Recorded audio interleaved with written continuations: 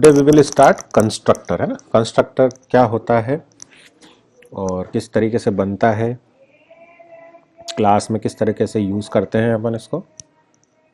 ठीक है। Project open कर रखा है, सर्वर चालू कर रखा है मैंने। ठीक है, ठीक है। तो यहाँ पे मैं आपको एक शॉर्टकट बताता हूँ आज। जैसे अपन को टाइप करना पड़ता है बार बार, import React component this this this, है ना। आप यहाँ पे लिखो RCC। ठीक है, RCC लिख के एंटर कर दो, ये देखो बन के आ जाएगा। ठीक है, इसके लिए आपको एक मॉड्यूल इंस्टॉल करना पड़ेगा, यहाँ पे एक एक्सटेंशन इंस्टॉल करना पड़ेगा।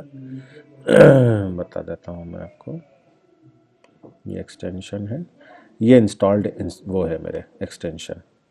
तो आपको ये है ना, ये E76 रिएक्ट रिडक्स, ये एक्सटेंशन सर्च कर लेना है यहाँ पर, तो आपको मिल जाएगा, है ना।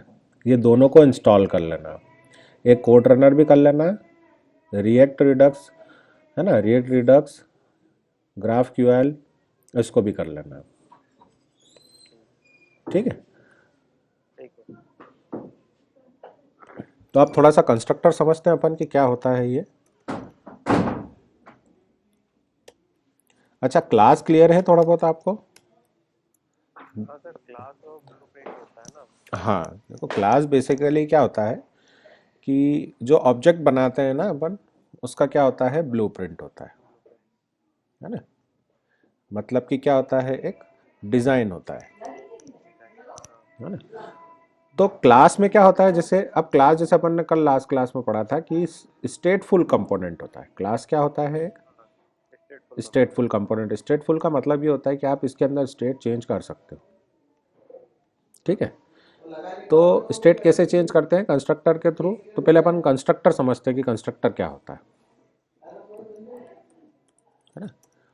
Constructor is a method, first of all, है ना, यूज्ड टू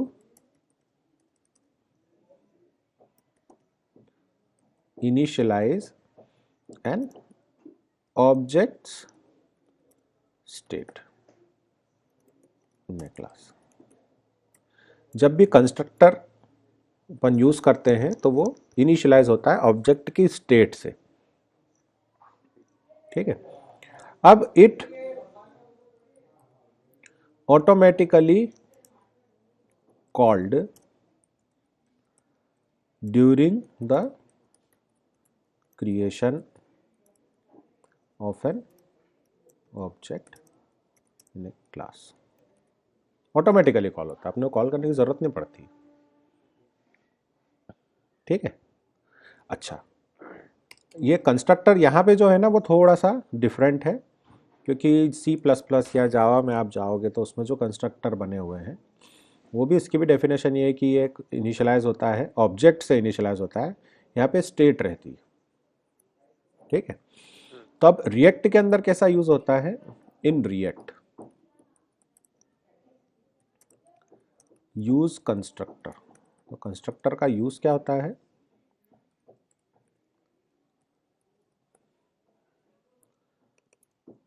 स्पेलिंग बहुत मिस्टेक होती है। इट यूज्ड फॉर initializing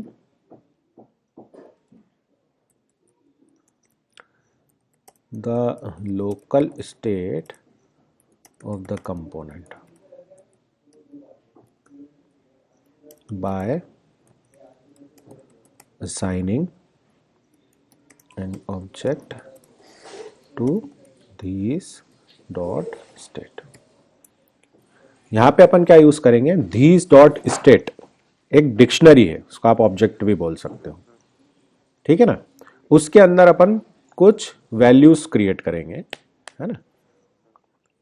देखेंगे अभी प्रैक्टिकली अपन, डोंट वरी, सभी कुछ प्रैक्टिकली देखेंगे। आपको अभी कुछ भी नहीं पता है ना, इसलिए थोड़ा सा थ्योरेटिकली बता रहा हूँ।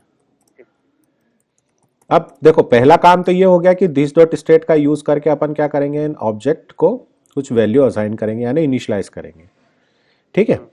अब it is used for binding event handler methods जब भी that occur in our component, है ना। इसका क्या मतलब हुआ कि जब भी आप कोई ऑब्जेक्ट कोई फंक्शन बनाओगे, है ना, क्लिक इवेंट फंक्शन बनाओगे, इवेंट फंक्शन बनाओगे, जैसे बटन पे क्लिक करने के लिए हमने एक फंक्शन बनाया, तो उसको हमें क्या करना पड़ता है, बाइंड करना पड़ता है। ये एक मैंडेटरी चीज है ना। आपको कंस्ट्रक्टर के अंदर ही उसको क्या करना पड़ेगा, बाइंड करना पड़ेगा, वरना वो एरर दे देगा, ठीक है। हाँ, अब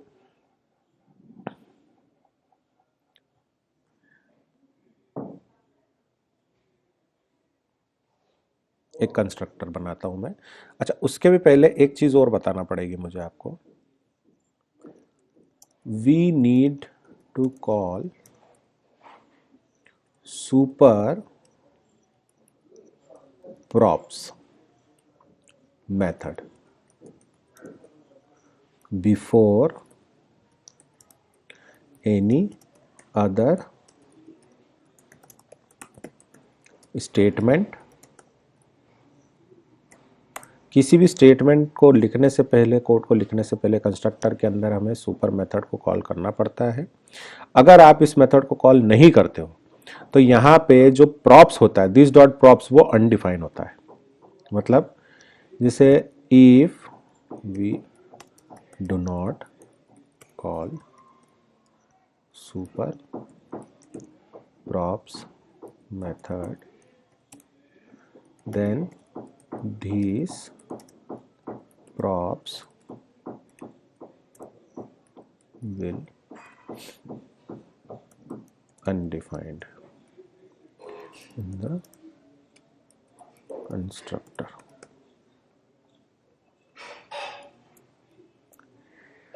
ठीक है, होता क्या है कि ये जो कंपोनेंट है इसको आप इनहेरिट कर रहे हो, ठीक है। अब जैसे मैंने यहां पे लिखा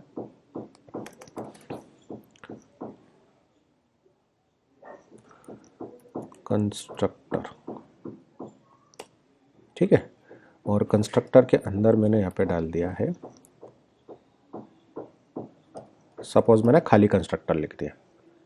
खाली कंस्ट्रक्टर लिखने के बाद मैंने लिखा दिस डॉट स्टेट, है ना, और यहाँ पे मैंने जैसे एक वेरिएबल बनाया काउंट, और फिर मैंने लिखा दिस डॉट प्रॉप्स डॉट नम। ये अपन पास करेंगे जब अपन कॉल करेंगे उसको, है ना, ऐप डॉट जेएस के अंदर से। अच्छा, तो अपन पहले एक काम करते हैं, इसको पहले कॉल करवा लेते हैं वहाँ पर, है ना। यहाँ पे मैं लिख लेता हूँ h1 कंस्ट्रक्टर डेमो। इसको अपन यहाँ ऐप डॉट जेएस के अंदर कॉल कर लेते हैं।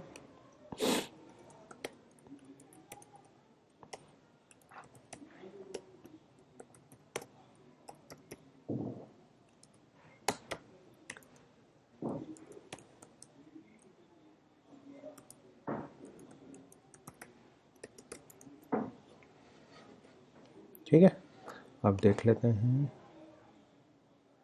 आ गया कंस्ट्रक्टर डेमो, हाँ जी, हाँ जी। है ना। ठीक है, बढ़िया। अब अपन आते हैं, इसको ओपन कर लेता हूँ, ठीक है। जैसे ही मैंने इसको ओपन किया,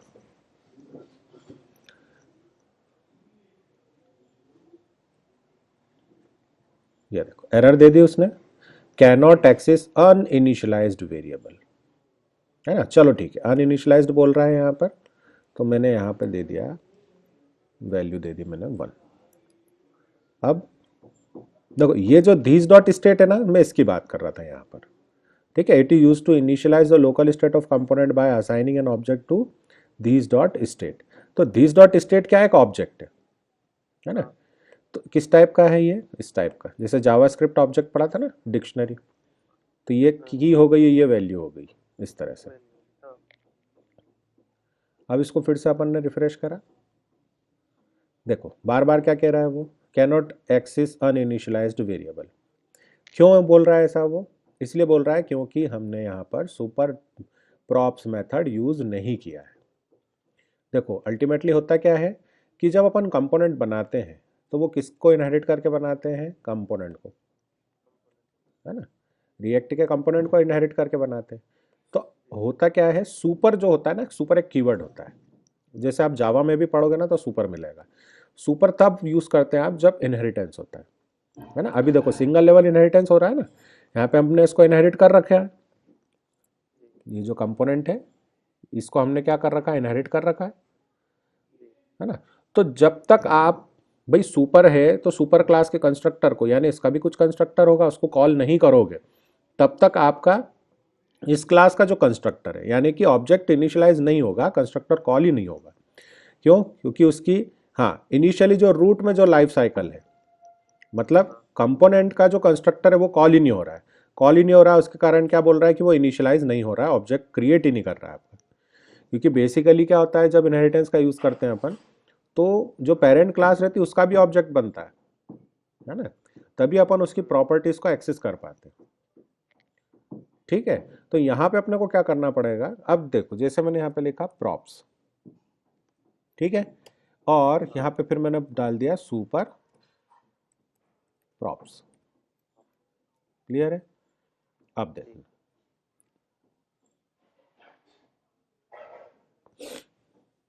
चल गया, चल गया। कोई एरर आई क्या, नहीं। है ना। तो मैं यही चीज समझाने की कोशिश कर रहा था कि अब यहाँ पे ये जो दिस डॉट प्रॉप है ये भी अनडिफाइंड हो जाएगा, क्योंकि आपने प्रॉप्स तो लिया ही नहीं है। जी। प्रॉप्स यानी कि प्रॉपर्टी, जब आप क्लास का ऑब्जेक्ट बनाओगे, है ना, जैसे सपोज करो मैंने इस कंस्ट्रक्टर के अंदर ये जो काउंट है ये मेरे को यहाँ से एक्सेस हो जाएगा, है ना। यहाँ पे मैंने काउंट डाल दिया और वैल्यू डाल दी कुछ, जैसे मैंने वैल्यू डाल दी 10, ठीक है। अब मेरे को उस 10 को एक्सेस करना है तो मैं क्या करूँगा, दिस डॉट प्रॉप्स डॉट, क्या काउंट नाम से ही बनाया था ना बा, हाँ काउंट। तो ये काउंट बन गया, ठीक है। यहाँ पे आप काउंट की जगह ले लो भली नम ले लो, हाँ ठीक है, इधर भी नाम। तो इधर क्या आ जाएगा, नम आ जाएगा।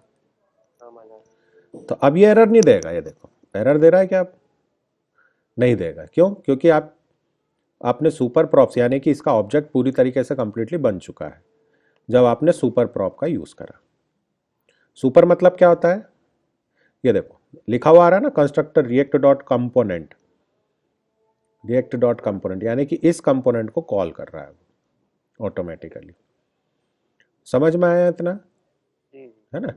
तो जैसे मैंने यहाँ पे बताया था कि it called automatically called during the creation, तो ये कैसे पता चलेगा, पता चल जाएगा, मैंने यहाँ पे लिखा,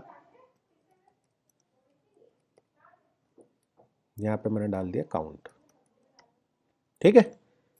अब जैसे मैं रन करूंगा वैसे इसकी वैल्यू आ जाना चाहिए।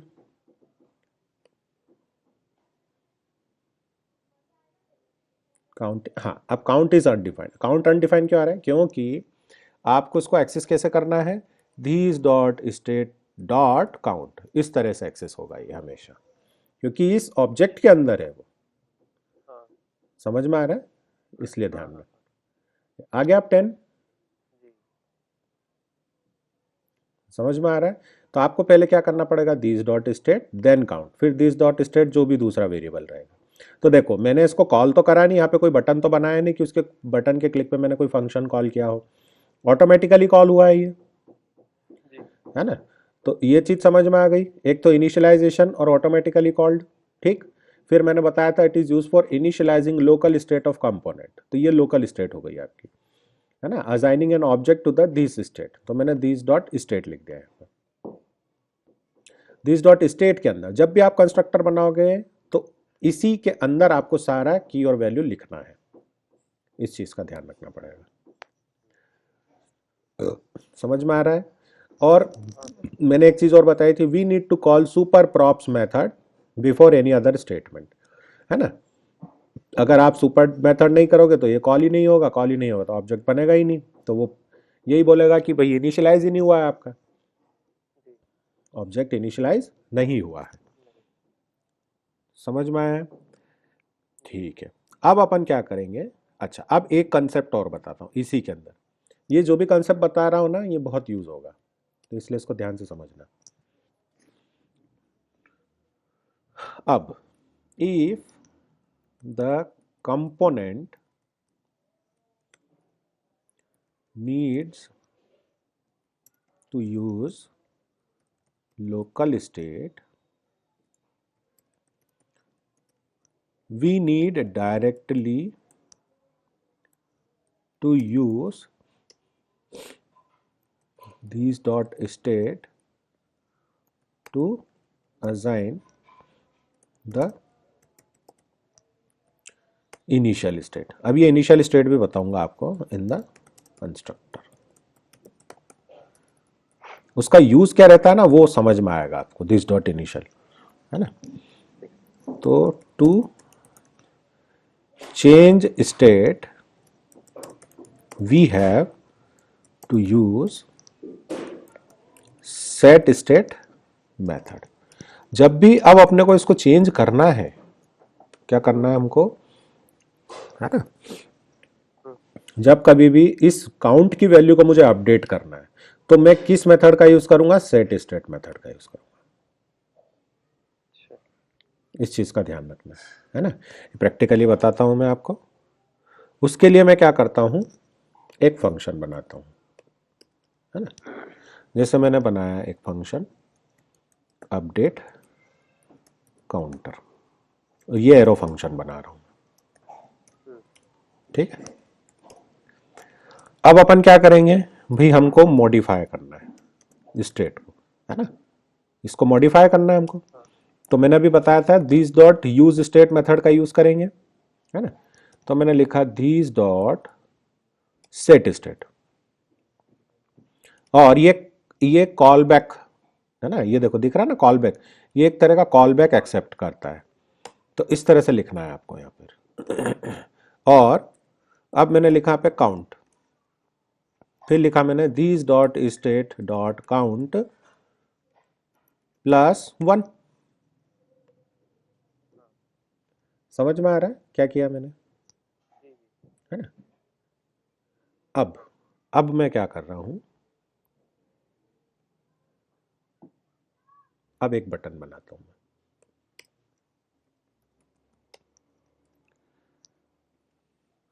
है ना। बटन बना दिया मैंने यहां पे क्लिक में करके,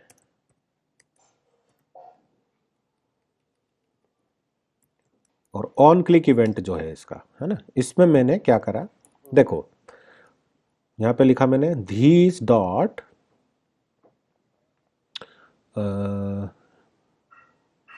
अपडेट काउंटर है, ठीक है। अच्छा अपडेट काउंटर है तो मैं क्या चाहता हूं कि इसको 3 बार कॉल करूं, तो मैंने एक फंक्शन और बनाया स्टेट हैंडलिंग, ये एक सिंपल फंक्शन बनाया मैंने, एरो फंक्शन नहीं है ना। और मैंने लिखा यहाँ पे धीस डॉट अपडेट काउंटर, हाँ। कितनी बार लिखा मैंने, 3 बार लिख दिया इसको, 2 बार लिख दिया मैंने, ठीक है। जी। अब मैं क्या कर रहा हूं, ये जो स्टेट हैंडलिंग है इसको कॉल कर रहा हूं मैं, sorry, this dot state handling function को कॉल कर लिया मैंने जी। ना। अब जैसा हमने कोड किया है उसके अकॉर्डिंग क्या होना चाहिए, चेंज होना चाहिए। और हाँ। 2 बार फंक्शन कॉल करा है तो 2 बार चेंज होना चाहिए, यानी वैल्यू 2 से अपडेट होना चाहिए, हाँ। है ना। अब ध्यान से देखना, ये बटन आ गया, हाँ आ गया। है ना। अब इस पर मैंने क्लिक किया,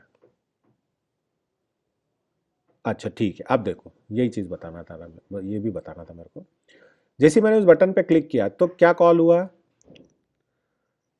स्टेट हैंडलिंग, जी। स्टेट हैंडलिंग कॉल हुआ ना। स्टेट अब हैंडलिंग क्या कॉल बोल रहा है वो, type error undefined is not an object, यानी कि ये अनडिफाइंड है। अनडिफाइंड क्यों है, अब मैं आता हूं मेरे इस दूसरे वाले पॉइंट पे, it used for binding event handler methods that occur in our component.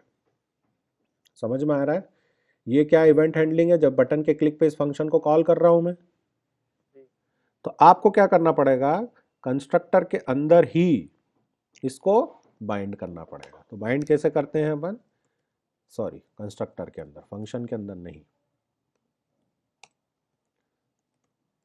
these dot state handling equals to these dot state handling dot bind।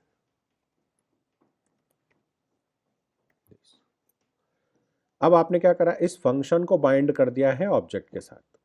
तो जैसे ही ऑब्जेक्ट क्रिएट होगा ये फंक्शन को भी मेमोरी मिल जाएगी, ठीक है, ये भी इनिशियलाइज हो जाएगा। अब अपन वापस से जाते हैं, ये देखो चली गई एरर।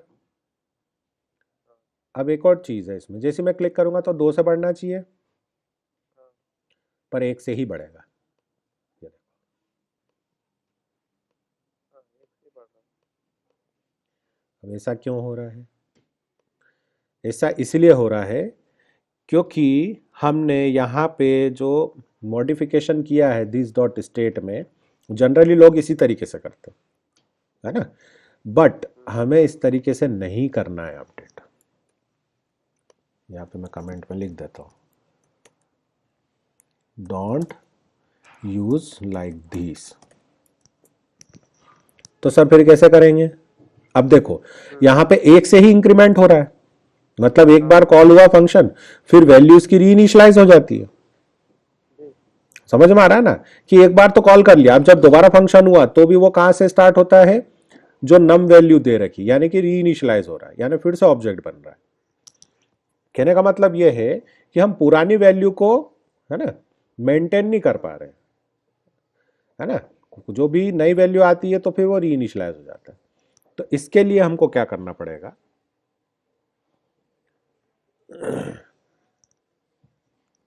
फिर से बनाते हैं अपन इसी को, अपडेट काउंटर, एरो फंक्शन बना रहा हूं। अच्छा एक चीज और, एरो फंक्शन को आपको वो नहीं करना पड़ेगा, बाइंड नहीं करना पड़ेगा, है ना, आपको नॉर्मल जो फंक्शन रहते हैं ना सिर्फ उसी को ही बाइंड करना है इस चीज का। फंक्शन नहीं करना है। हाँ, एरो फंक्शन को नहीं करना है,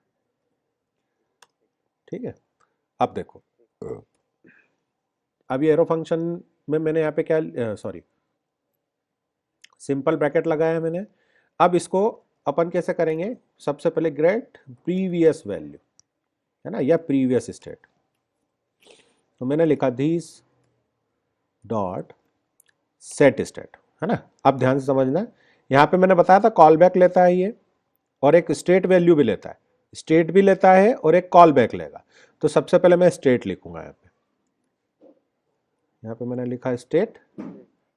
अब एरो फंक्शन का यूज करके एक आप कॉल बैक ले लो इस तरह से। तो ये जो स्टेट आ रही है हमारे पास, इस स्टेट के पास क्या होगी, प्रीवियस वैल्यू होगी। तो आपने जैसे लिखा यहाँ पे काउंट, ठीक है। अब आपको क्या करना है, धीस डॉट स्टेट नहीं करना है, अब आपको क्या करना है, ये जो स्टेट है, स्टेट डॉट काउंट प्लस 1, बस हो गया, आप अपना काम खत्म। तो ये स्टेट क्या करेगी, ये प्रीवियस वैल्यू को मेंटेन करती जाएगी। आर यू गेटिंग, यहां पे अपने प्रीवियस वैल्यू नहीं लिया था, यहां पे सिर्फ कॉल बैक ले लिया था हमने, है ना, क्योंकि जो गलती करते वो भी मैंने बता दिया इसमें। अब यहां पे क्या करेंगे अपन, इस फंक्शन को फिर से कॉल करेंगे उसी तरीके से। ये देखो एरर कुछ नहीं, कुछ भी नहीं है यहाँ पर। अब इसको रन करता हूँ, इस पर क्लिक किया, अब 2 से कॉल हो, मतलब 2 से बढ़ना चाहिए, बढ़ गया 2 से।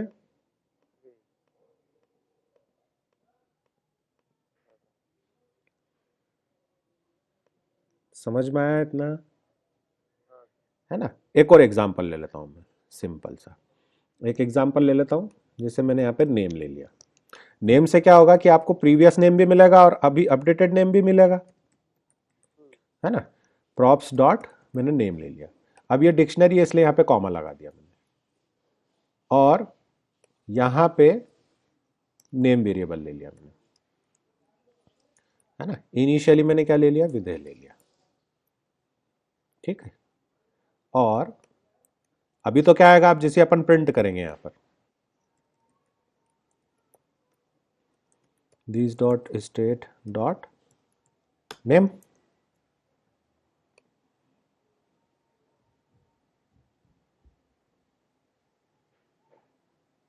एक minute, this dot props dot name,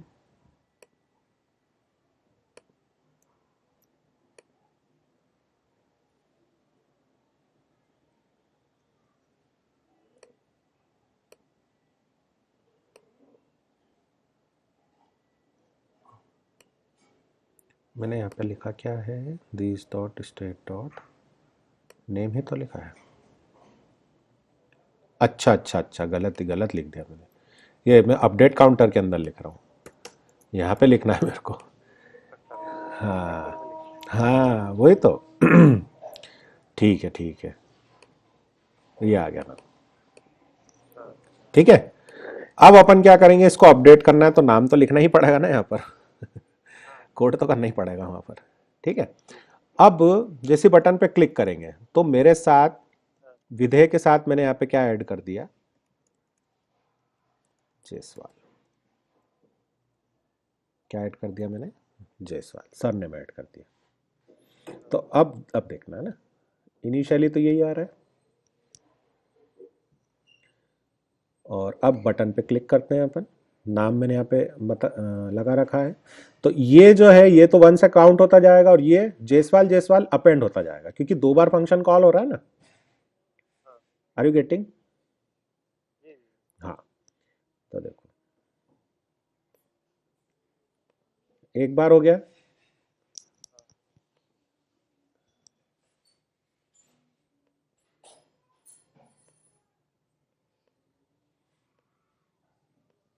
एक बार हो चुका है ना वो, जी, मतलब एक बार हो चुका है वो। अगर अपन इसको प्रिंट कर देंगे ना स्टेट को, स्टेट को अगर प्रिंट करोगे तो अच्छा अच्छा अच्छा अच्छा अच्छा, गलती गलती गलती, एक मिनट, यहाँ पे गलती हो गई ना। ये देखो, यहाँ पे मैंने क्या लिखा, टॉप पे लिखा है। हाँ वही तो मैं क्यों क्यों नहीं आ रहा, स्टेट डॉट नेम लिखना है, क्योंकि प्रीवियस स्टेट मेंटेन करेगा ना वो। फिर से रिफ्रेश कर लेते हैं अपन, क्लिक किया, ये देखो 2 आ गए देश वाला, जी, है ना। अभी अपेंड करता जाएगा, ये देखो, हाँ, ये अपेंड करता जाएगा।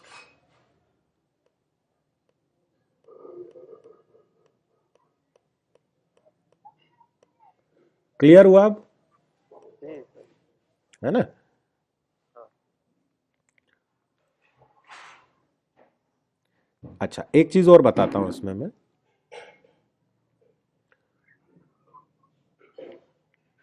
आप यहाँ पे अरे भी पास कर सकते हो, है ना। अरे किस तरीके से पास करेंगे अपन, जस्ट एक छोटा सा एग्जांपल है इसमें अरे का। जैसे मैंने ले लिया यहाँ पे, है ना, किसी जैसे स्टूडेंट है तो मैंने मार्क्स ले लिया, मार्क्स करके एक अरे बना दिया। अब अरे के लिए स्क्वायर ब्रैकेट की जरूरत पड़ती है आपको, हाँ, है ना। तो ये हमारा क्या आ गया, मार्क्स। अब इसको अपन कहाँ एक्सेस करेंगे, अपना जो प्रोजेक्ट है उसमें, ये प्रोजेक्ट मतलब इस वाली फाइल के अंदर। तो मैंने यहाँ पर भी क्या ले लिया, मैंने यहाँ पर भी मार्क्स ही ले लिया, है ना। डॉट दिस हाँ, डॉट तो this dot props dot marks. Marks. Clear है। हाँ, अब अगर इसको अपने को एक्सेस करना है पूरे अरे को, ठीक है, अरे एक्सेस करना बता रहा हूं उसमें, तो आप क्या करोगे, ये जो रेंडर फंक्शन होता है ना, जी, ये रिटर्न के पहले कॉल होता है। आगे अपन लाइफ साइकिल आएगी ना तब अपन देखेंगे। जी, तो यहां पे मैंने क्या बनाया, एक बनाया कॉन्स्ट, और कॉन्स्ट रिजल्ट नाम से बनाया मैंने, ठीक है। तो अब क्या है, अपने को एक एक वैल्यू एक्सेस करना है मार्क्स की, मुझे क्या चाहिए, सारे मार्क्स की अरे चाहिए ना, जी, तो एक एक वैल्यू चाहिए। तो आप कैसे करोगे, this dot state dot marks. अब यहां पे एक होता है मैप फंक्शन, क्या होता है, मैं। मैप फंक्शन, ठीक है। हाँ, अब इस मैप फंक्शन के अंदर अपन क्या करेंगे, ये देखो कॉल बाय वैल्यू फंक्शन, ये भी कॉल बाय लेगा ये भी। तो यहाँ पे एक वेरिएबल बना दिया मैंने मार्क्स करके, मार्क करके बना दिया, एरो टाइप में, और अपन ने यहाँ पे इसको लिस्ट में ले लिया। ठीक है,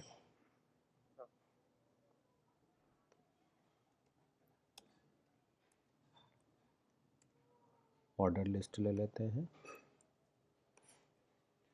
और इसके अंदर यहाँ पे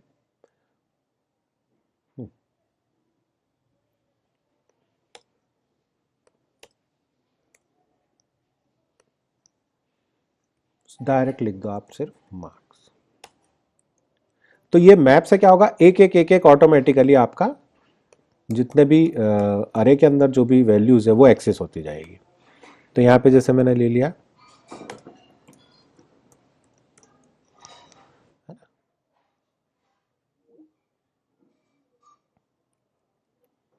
यहाँ पे ले लिया मैंने मार्क्स, इसको रिफ्रेश किया, अच्छा मार्क्स नहीं आएगा यहाँ पे आएगा रिजल्ट, जो अपन ने नई वैल्यू बनाई है इसके अंदर स्टोर हो रहा है, सॉरी। तो ये रिफ्रेश करा,